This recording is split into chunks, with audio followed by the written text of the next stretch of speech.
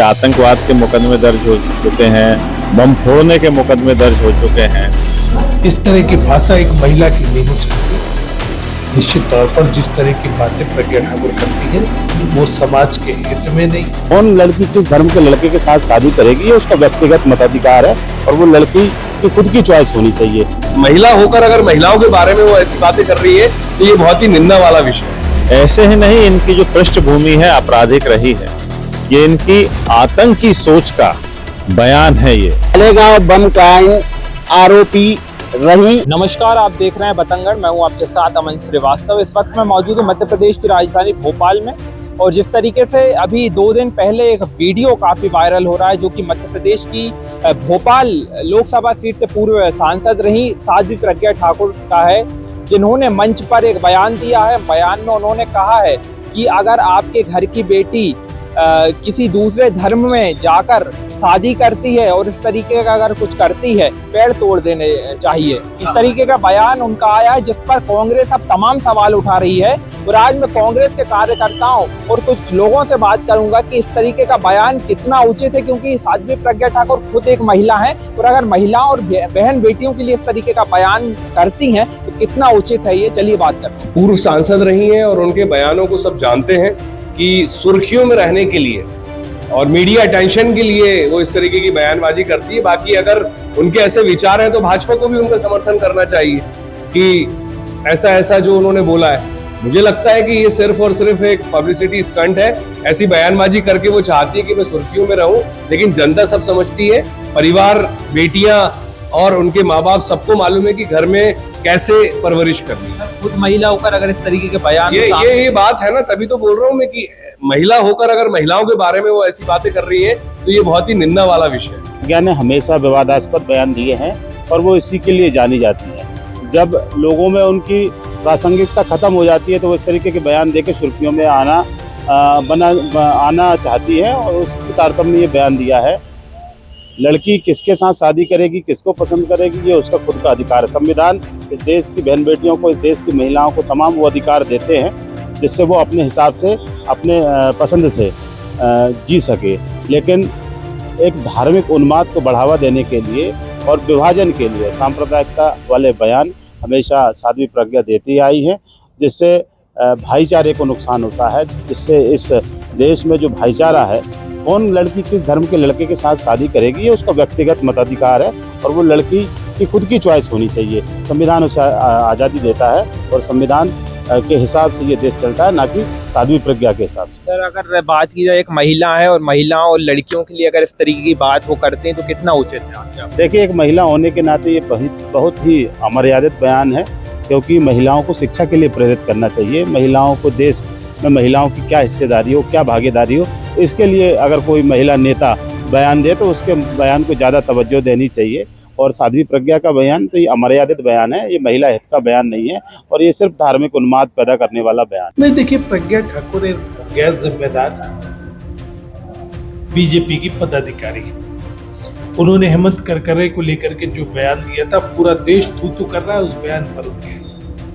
उनके बयान विवादास्पद होते हैं, इसलिए होते हैं कि उन्हें छपास मिल जाए, कहीं ना कहीं मीडिया में दिखते रहना है, इसलिए इस तरीके के बयान। उन्हें भारत के संविधान के बारे में मालूम नहीं, भारत का संविधान अंतरजातीय विवाह के लिए क्या कहता है उसकी जानकारी नहीं है। प्रधानमंत्री ने कहा था प्रज्ञा ठाकुर को मैं कभी माफ नहीं करूंगा। ये वही प्रज्ञा ठाकुर है, इनके बयान को कोई गंभीरता से नहीं लेता। जब इनको छपना होता है ऊट पटांग बयान दे करके अपनी छपास के शौक को पूरा करना बिल्कुल उचित नहीं है। इस तरह की भाषा एक महिला की नहीं हो सकती।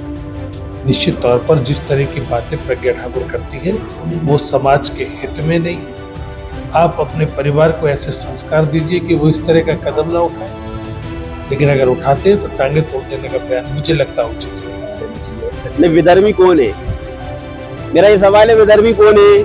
विधर्मी मुसलमान है, विधर्मी सिख है, विधर्मी ईसाई है, विधर्मी पारसी है, विधर्मी दलित है या विधर्मी आदिवासी है? आप पहले ये स्पष्ट रूप से ये क्लेरिफाई करें कि विधर्मी कौन है। और मेरा ये कहना है कि जो साध्वी प्रज्ञा सिंह ठाकुर जी जो पूर्व सांसद हैं भोपाल से, एक प्रतिनिधित्व करती हैं वो कहीं ना कहीं। और ऐसे व्यक्ति का ऐसे भड़काऊ बयान देना समाज में क्या मैसेज जाता है? आप लाडली बहनाओं के पेड़ तोड़ने की बात कर रही हैं, आप बच्चियों के आज भाई दूज है, आप ऐसी जो समाज के अंदर नफरत फैलाने का जो काम हो रहा है, आपने देखा होगा पूर्व में भी उनके कितने बयान आते रहे हैं अनगलत टिप्पणियों के साथ में, एक वर्ग को, एक समाज को टारगेट करते हुए। तो क्यों करती है? क्या वजह है? क्या ऊपर से कोई ऑर्डर आते हैं? किसी भी प्रोग्राम के अंदर जाके इस तरीके के आपत्तिजनक बयान अपने ही समाज की बच्चियों के लिए दे रही हो आप? खुद महिला होकर आगे आपके साध्वी भी लगा हुआ है, और आप इसके बाद अगर कोई बात करती हैं तो आप उसका क्लेरिफाई नहीं देती, कभी भी क्लेरिफिकेशन आपका कभी तो नहीं आता।